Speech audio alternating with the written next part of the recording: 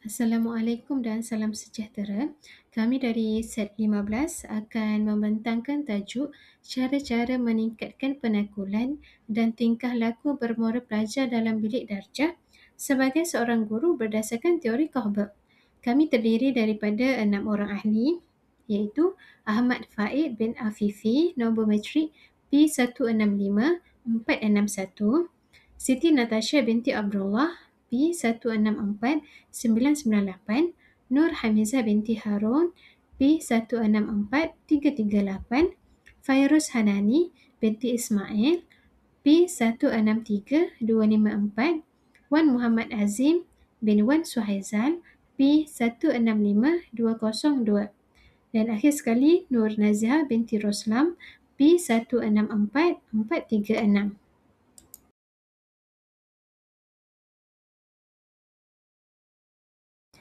Pengenalan, dalam pendidikan pada masa kini, isu tingkah laku tidak bermoral dalam kalangan pelajar semakin membimbangkan. Sebab tu, pendidikan moral ni menjadi komponen yang penting dalam sistem pendidikan. Sebab apa? Sebab ia membantu pelajar untuk memahami konsep betul atau salah.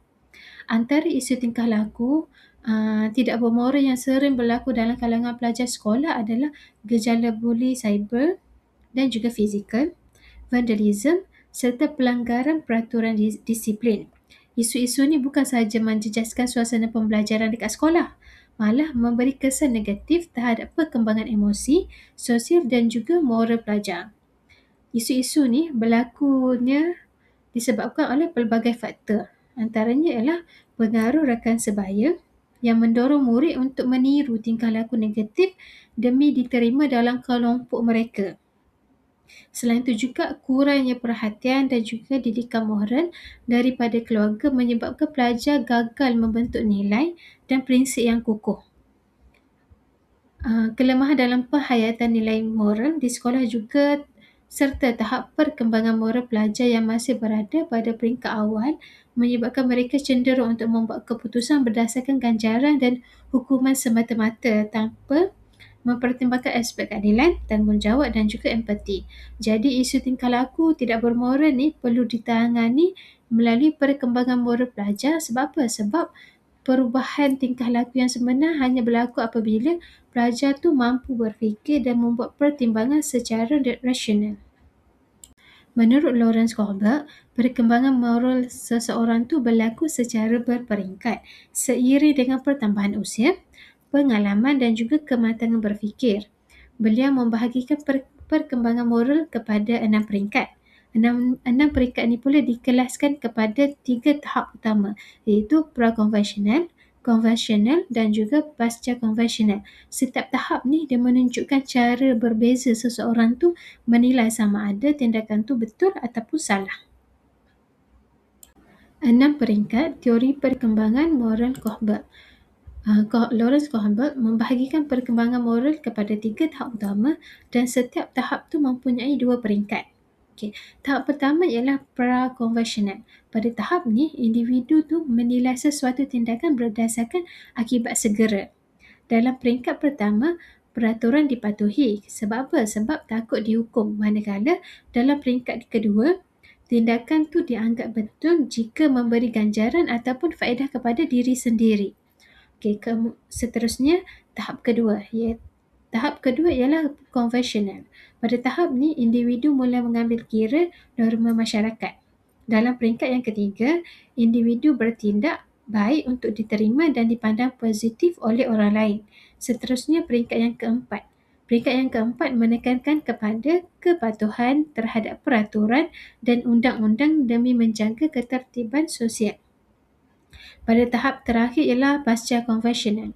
Pada peringkat kelima, individu mula memahami bahawa undang-undang itu penting tetapi boleh diubah jika tidak berlakunya keadilan. Akhir sekali, dalam peringkat keenam, keputusan dibuat berdasarkan prinsip etika sejagat seperti keadilan dan kemanusiaan walaupun terpaksa melanggar peraturan. Kesimpulannya, teori Kohlberg ini menunjukkan bahawa perkembangan moral bergerak dari pemikiran yang asas kepada pemikiran yang lebih matang dan berprinsip. Seterusnya hubungan isu tidak bermoral dengan perkembangan teori Kohlberg. Peringkat perkembangan teori Kohlberg terbahagi kepada 5 peringkat. Okey, untuk peringkat yang pertama, tingkah laku pelajar didorong oleh rasa takut terhadap hukuman. Contohnya, meniru sebab apa? Sebab takut gagal dalam peperiksaan tanpa memahami nilai kejujuran. Okey. Seterusnya pada peringkat yang kedua. Peringkat yang kedua menekankan kepada kepentingan diri. Pelajar ni dia bertindak untuk ganjaran peribadi seperti keputusan cemerlang ataupun populariti tanpa fikirkan kepada kesan kepada orang lain. Seterusnya pada peringkat yang ketiga, individu sepatutnya menghormati norma sosial. Kegagalan pada peringkat ini dapat dilihat melalui sikap tidak menghormati guru ataupun bertindak kasar. Okay, seterusnya pada peringkat yang keempat, kepatuhan kepada undang-undang dan juga peraturan menjadi keutamaan. Isu seperti ponteng kelas menunjukkan pelajar ni kurang fahamnya tentang peraturan dan kesejahteraan bersama. Akhir sekali peringkat kelima. Peringkat kelima menekankan kepada keadilan, empati dan juga hak individu. Kegagalan di sini berlaku apabila pelajar mengabaikan hak rakan ataupun enggan bekerjasama antara mereka. Kesimpulannya, isu tidak bermoral mencerminkan tahap perkembangan pelajar tersebut. Oleh sebab tu, pendidikan moral ni memerlukan kerjasama daripada pihak guru, ibu bapa dan juga pihak sekolah. Assalamualaikum, saya akan membentangkan cara-cara meningkatkan penakulan dan tingkah laku bermoral pelajar dalam bilik darjah sebagai seorang guru berdasarkan teori Kohlberg. Slide ini menerangkan strategi pertama, iaitu dilema moral dalam pengajaran. Strategi ini digunakan untuk meningkatkan pemikiran kritis, refleksi dan kesedaran moral dalam kalangan pelajar. Melalui strategi ini, guru membentangkan situasi konflik nilai, kemudian pelajar diminta membuat keputusan serta memberikan hujah berdasarkan pertimbangan mereka sendiri. Pendekatan ini sesuai untuk pelajar tahap 1 sehingga 2 menurut teori Kohlberg yang masih berfokuskan kepada hukuman dan ganjaran, namun digalakkan untuk mula memikirkan kesan tindakan terhadap orang lain. Antara aktiviti yang boleh dijalankan ialah lakonan dilema moral dan refleksi dilema peribadi bagi membantu pelajar memahami nilai secara lebih mendalam. Strategi ini juga dapat membantu pelajar bergerak ke tahap 3 dan 4 iaitu tahap konvensional di mana mereka mementingkan imej diri yang baik serta kepatuhan terhadap peraturan sosial. Secara keseluruhan, pendekatan ini selari dengan Pelan Pembangunan Pendidikan Malaysia 2013 sehingga 2025 dalam usaha membentuk pelajar yang berakhlak dan bertanggungjawab. Slide ini menerangkan strategi kedua iaitu perbincangan terbuka atau dialog Sokratik. Dalam strategi ini, guru berperanan sebagai fasilitator dengan menggunakan soalan terbuka, debat nilai dan refleksi kendiri bagi menggalakkan pemikiran mendalam dalam kalangan pelajar. Pendekatan ini memberi ruang kepada pelajar untuk berkongsi pandangan, membina hujah yang rasional serta memupuk empati terhadap pandangan orang lain. Antara aktiviti yang sesuai dilaksanakan ialah debat nilai dan penulisan jurnal refleksi. Strategi ini menyasarkan pelajar pada tahap 4 sehingga 5 menurut teori Kohlberg, iaitu peralihan daripada pematuhan mekanikal kepada pemahaman nilai sejagat seperti keadilan dan hak asasi.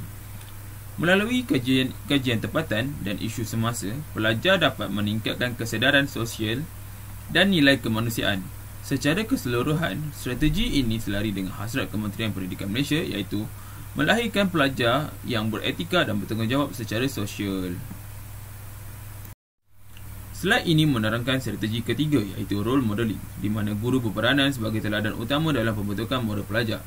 Perkembangan moral pelajar berlaku secara berperingkat dan sangat dipengaruhi oleh interaksi sosial khususnya dalam persekitaran bilik darjah. Sebagai ejen sosialisasi moral, guru menunjukkan tingkah laku beretika melalui amalan harian seperti bersikap adil, jujur, berdisiplin dan saling menghormati. Tingkah laku ini mudah dicontohi dan seterusnya diinternalisasi oleh pelajar, terutamanya pada tahap konvensional peringkat ketiga menurut teori Kohlberg, di mana pelajar dipandu oleh pengiktirafan sosial dan jagaan masyarakat. Melalui pemodelan yang konsisten, pelajar dibantu untuk beralih ke peringkat keempat iaitu memahami kepentingan peraturan, keadilan dan keharmonian sosial. Kesannya, strategi ini menyokong pembentukan sasiah dan karakter pelajar yang lebih matang selaras dengan nilai masyarakat dan matlamat pendidikan negara.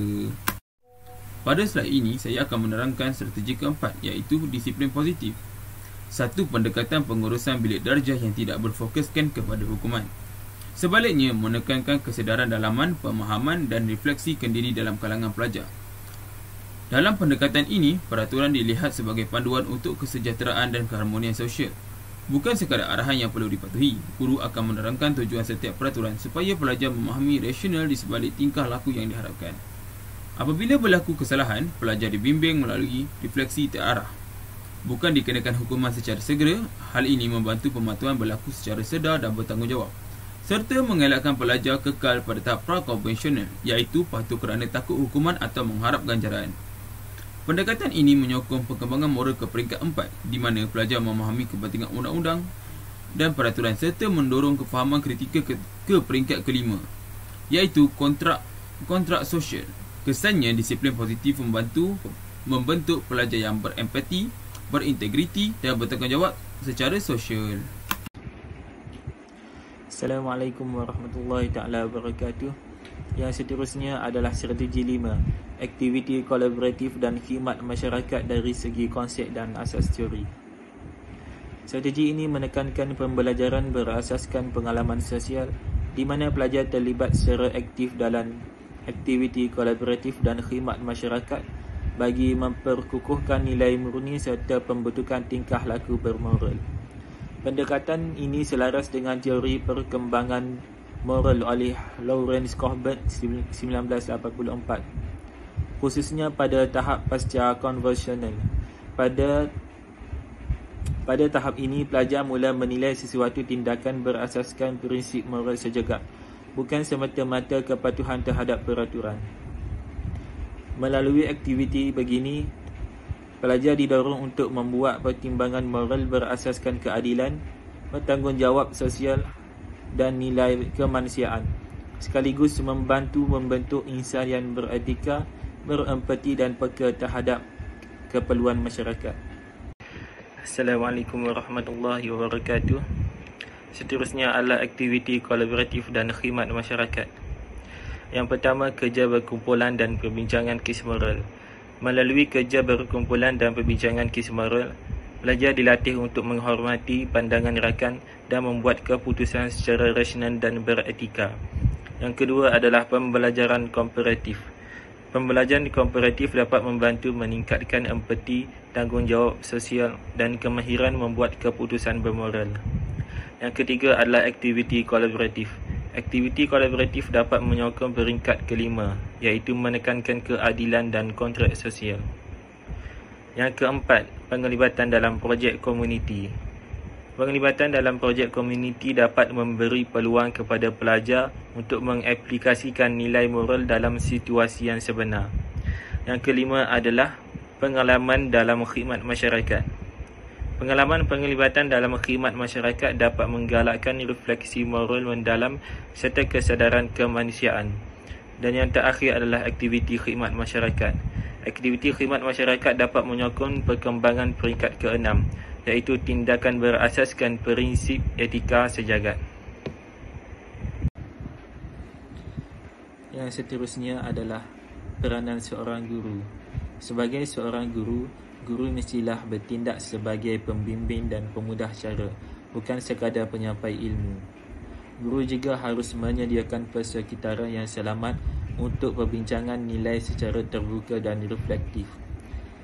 Dan yang ketiga, guru juga mestilah menjadi model peranan yang menzahirkan integriti dan empati dalam membentuk salsiah murid. Yang terakhir adalah kesimpulan. Secara kesimpulannya, tingkah laku tidak bermoral dalam kalangan pelajar ialah cabaran kritikal yang menuntut pendidikan menyeluruh dan berterusan. Pendidikan ini bukan sekadar untuk melahirkan pelajar yang cemerlang dalam akademik, tetapi juga insan berakhlak dan matang dalam membuat keputusan moral. Isu seperti meniru, membuli dan melanggar peraturan menunjukkan tahap penakulan moral yang belum berkembang. Justru, teori Kohlberg menegaskan perubahan berkekalan hanya berlaku apabila pemikiran moral ditingkatkan ke tahap berprinsip. Oleh itu, pendidikan moral yang berkesan memerlukan peranan guru serta kerjasama sekolah, keluarga dan masyarakat. seiring dengan aspirasi Kementerian Pendidikan Malaysia. Sekian sahaja pembentangan daripada kumpulan kami. Apa yang baik itu daripada Allah Subhanahu Wa Taala dan apa yang buruk itu daripada diri saya sendiri. Saya tutup pembentangan ini dengan tasbih kafarah dan suratul As. Assalamualaikum warahmatullahi taala wabarakatuh.